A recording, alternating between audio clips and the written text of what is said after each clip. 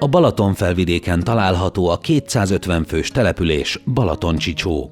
A falu katolikus plébániája egykor az 5 faluból álló kistájegység Nivegyvölgy spirituális központja volt, de már több mint 30 éve elhagyottan állt. A Balaton-Csicsói plébánia közösségi tervezésen alapuló felújítása a Forster központ és a nivegyvölgyi lakosok közös kísérlete. A műemléképületet úgy újítják föl, hogy értékeit megőrizve a helyi közösség saját igényei szerint tudja használni, működtetni és fenntartani.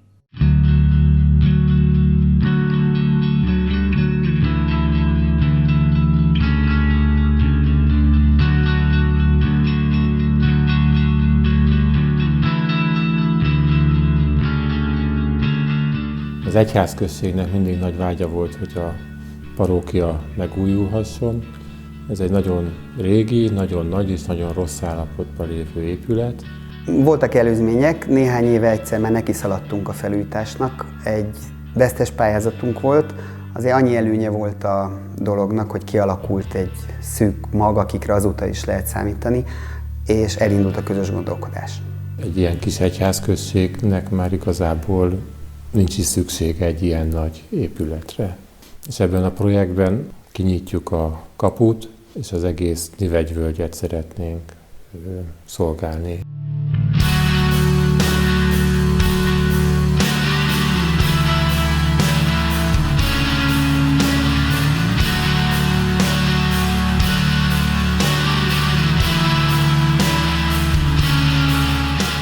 Az épület tervezése az közösen készült. A közösségi tervezés egy közösséget kovácsol össze, akik megpróbálnak egy célért közösen gondolkodni. Először is megkerestünk mindenkit, aki abban a régi pályázatban benne volt, aki kapcsolatba került már a plébániával. Aztán szerveztünk egy nyitott műhelymunkát itt Balaton-Csicsón a faluházban, ahol közösen gondolkodtunk arról, hogy hogyan lehetne élettel megtölteni ezt az épületet, hogy melyik helyiségben, melyik épületrészben milyen funkciót, milyen tevékenységet lehetne beletenni. Az eredmény az egy vázlatos terv volt, amit az építészek megkaptak, ezzel tudtak ők elindulni, de ahhoz, hogy a valódi építészeti tervezés el tudjon indulni, ahhoz még a kötelező műemléki feltáráson keresztül kellett esni.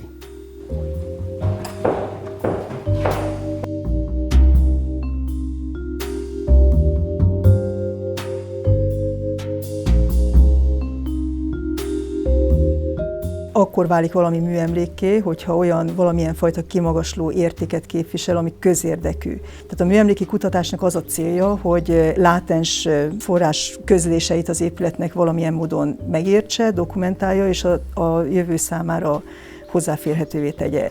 Tehát feltárjuk az írott forrásokat, képi forrásokat, minden esetre mindig érdemes meghallgatni azt is, hogy a helyiek mit tudnak, mert hát azt nem mindig lehet más forrásból kibogozni. Fizikai kutatás a módja annak, hogy az épület nem látható történeti korszakait feltárjuk. Ez egy törtkő épület, nehezen adja meg magát.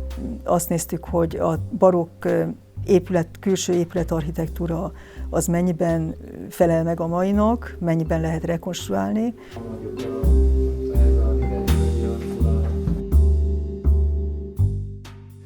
Ez egy olyan tervezési folyamat, ami jelentősen eltért az eddig munkáinktól. Volt egy komplett nivegyvölgy mögöttünk, akinek a vágyait szerettük volna ebbe az épületben megvalósítani. Plusz volt a Forster, voltunk mi. Szóval ez egy sokszínepes történet, abszolút más, mint az eddigiek. Nagyon jó volt a közösségi tervezés, mert nagyon sok embernek nagyon sok ötlete összejött. Érdekünk, hogy ez elkészüljön. Mindenkinek az érdeke. Egy épület vagy egyáltalán egy épített környezet akkor tud igazán pozitív hatást kifejteni a felhasználóira, hogyha ismerjük ezt a közösséget, akinek készül vagy készült valamikor az épület, és pontosan tudjuk, hogy milyen célra épül ez az épület. Tehát az első kör, a legelemibb szint, a használók és az épület összeillése. Rengeteg nézőpont előfordult, vagy előjött, amire mi nem gondoltunk. Nyilván az ő vágyaik azok ilyen kézzelfoghatók, hogy ők mit szeretnék majd ebben a házban csinálni, nekünk meg nem biztos, hogy ez volt az elsődleges. Én úgy éreztem, hogy a tervezésnél mindegyünket meghallgattak, és az volt a jó, hogy amikor az első körbe tervezgettünk, széles körben nagyon okosan, minden kérdést nyitva hagytak, és senkit nem utasítottak el, Új alternatívákat tettek elénk. Az egész projektnek az alap része az, hogy itt növekedés legyen. Tehát, hogy valami olyat is létrejöjjön, ami eddig még nem volt. De ebben volt valami nehézség is, mert olyan sok ötlet volt, amit nem lehetett megvalósítani, és nagyon nehéz volt valamire azt mondani, hogy ne ez legyen, hanem inkább az.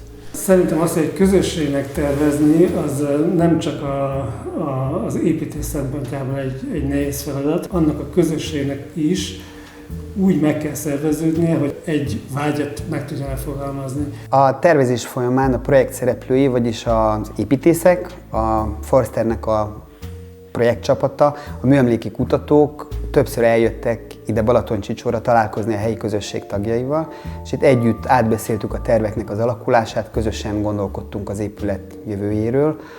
Ezek az egyeztetések persze nem voltak teljesen konfliktusmentesek. Ami építészetileg látványban létrejön, az nagyon jó, de még rengeteg nyitott kérdés van. Számítottunk rá, hogy egy műemléket felújítani az nem egy egyszerű folyamat.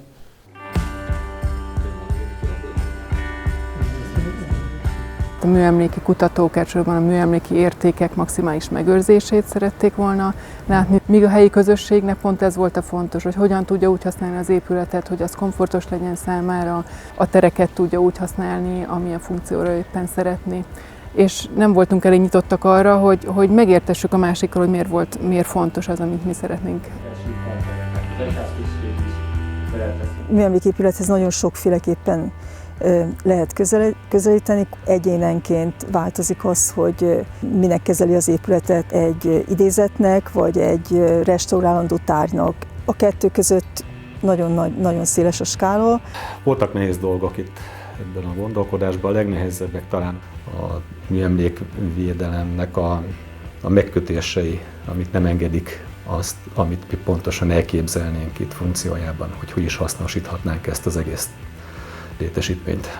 Magánemberek nem biztos, hogy tudatában vannak annak, hogy egy műemlékkel való bánás az mit jelent. Egy műemlékkel nem tettem meg azt, amit a saját házam, hogy fogok és kiveszek egy falat.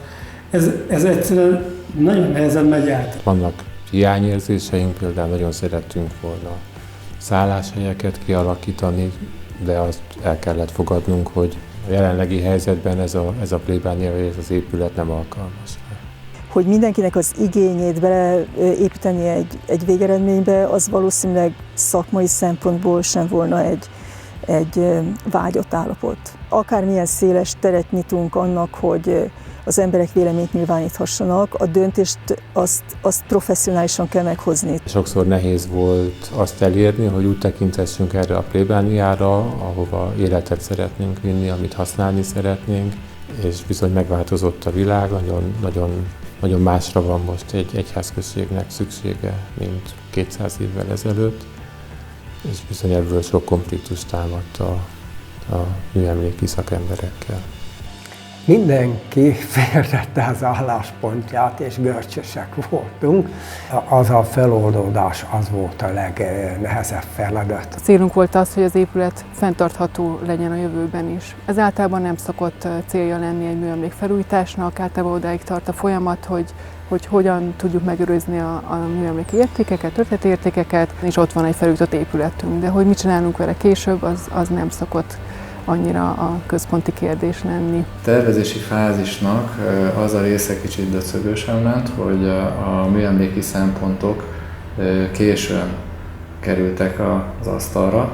Először a műemlékkel kellene mindent végigbeszélni, hogy mit lehet, mi az a határ, ameddig el lehet menni a ház átformálásában. Ha az emberek már beleszeretnek valamibe, amit azt gondolják, hogy lehet, akkor utána már nagyon nehéz azt mondani, hogy bocsánat, ezt mégsem lehet. Ezt nagyon sajnáltam, hogy a közös tervezés alatt nem nagyon tudtuk, hogy mi mennyibe fog kerülni.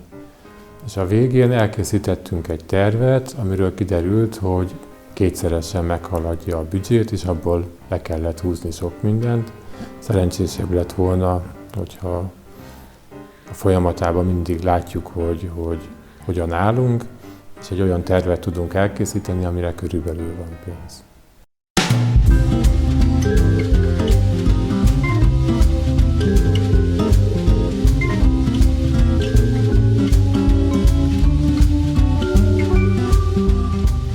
Nagyon meglepődtem, és nagyon örültem, hogy milyen sokféle embert tudott összehozni ez az építkezés, ez a tervezés.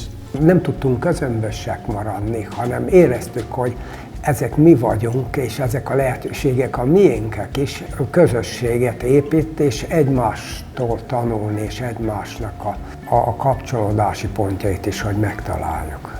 Az emberi tényezőben van legtöbb lehetőség, és minél többet kihasználunk, annál többre megyünk. Szükségünk van azokra az emberekre, akikkel összehozott a sors, és mindenki tett hozzá, én úgy érzem. A Sely Jancsi bácsi volt az egyik legfontosabb szereplő, aki így az utolsó időszakában is nagyon sokat segített a projekt előrevitelében, az emlékeivel, meg a véleményével, meg a jelenlétével a lakossági fórumokon. Ekkora kis közösségnek bemutatni tervet, az egészen más. Tehát én emlékszem arra a pajtában, amikor ott voltunk, és mondtuk a terveket, és láttuk, hogy őket ez nagyon-nagyon érdekli. Tehát ez a szívi közlét az egész dolog. Tehát egy építésznek ezt látni, ezt a befogadó közeget, ez nagyon jó. A külső vélemények közül nagyon fontos volt számunkra a tervtanácsi határozat. Azt is megnevezték, hogy az apró részletekre figyelmet fordító tervben igazából a hozzáértő szakértelem és a szeretet tükröződik, hogy ezeket a szavakat tudták használni egy ilyen szakmai szervezet. Ez egy nagyon pozitív és megerősítő visszajelzés volt számunkra. Egy közösségi tér, az egész Nivegyvölgynek egy központi tere tudjon ez lenni, akár a helyi vállalkozóknak egy lehetőség esetleg a kiugrásra az egész völgynek. Igazából minden műemlékfelújítást így kéne megvalósítani, hogy ott volt a helyi közösség, ott voltak a szükséges szakértők, ott volt a műemlék felügyelő, ott volt az, aki használni fogja az épületet a jövőben, a tulajdonos, és az is, aki a tervezésben, az alkotásban részt vesz, mint építésztervező.